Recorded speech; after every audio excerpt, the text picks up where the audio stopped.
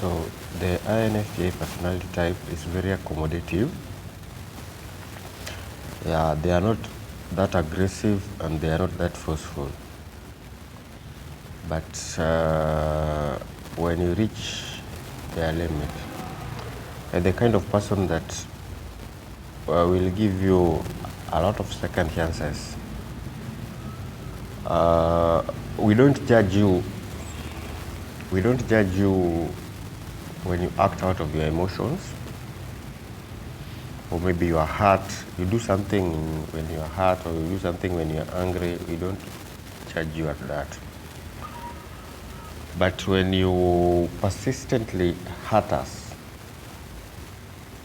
the INFJ is the kind who can suppress his emotions. I told you before, you cannot tell whether we are angry, whether we are okay. If you make us angry, you can't tell that we are angry. We are very good in suppressing our emotions, so that you won't realize that we are angry or we are disappointed. So there is a limit. If you persistently hurt us, or you persistently abuse us, or you persistently either physically or emotionally abuse INFJ, then we have stages. We cut you off in three stages. One, the first stage, we first of all minimize our contacts with you. If it's a maybe physical contact, if maybe it's a place where we find ourselves together, we kind of, or maybe we minimize the verbal contact. So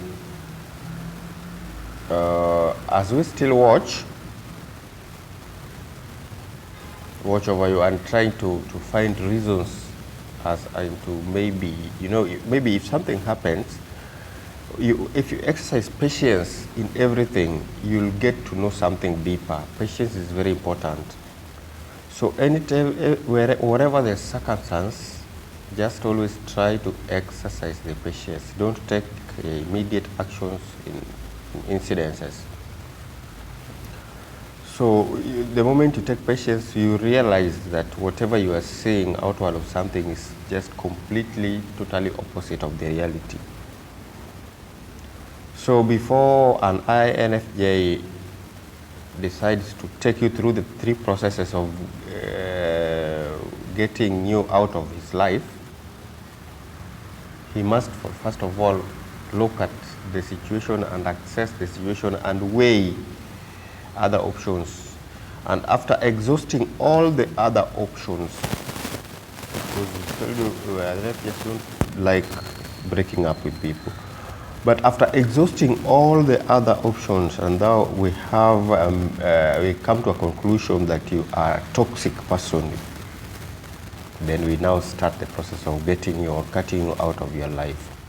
We start withdrawing our extroverted feelings, and we are activating the introvert in us. That's only for self-preservation.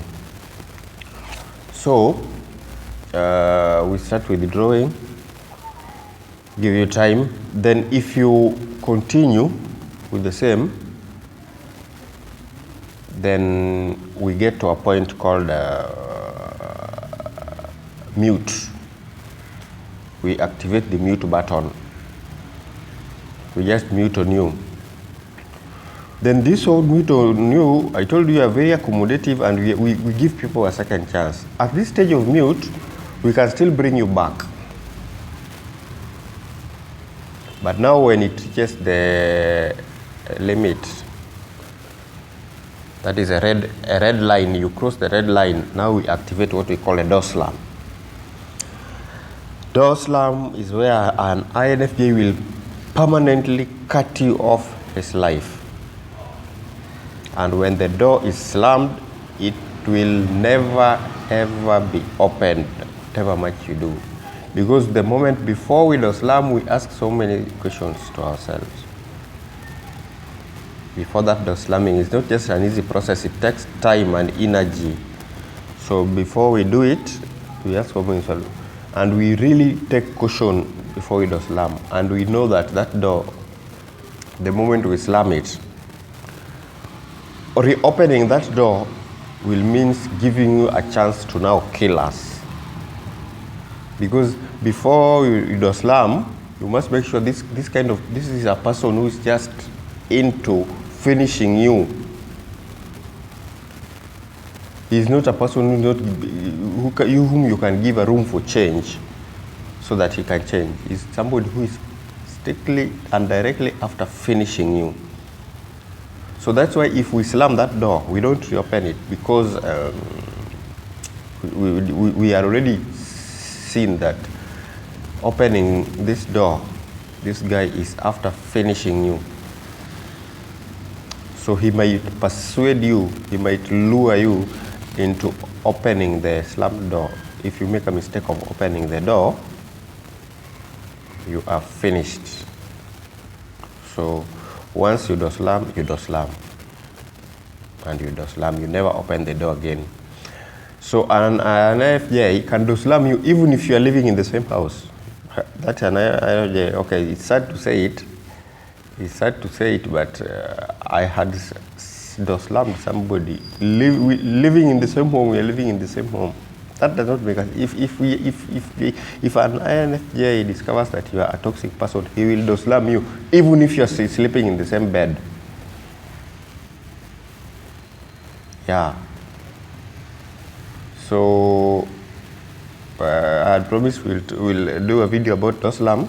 That is what I was fulfilling now. I think you've roughly understood what Doslamming means and why and how we Doslam.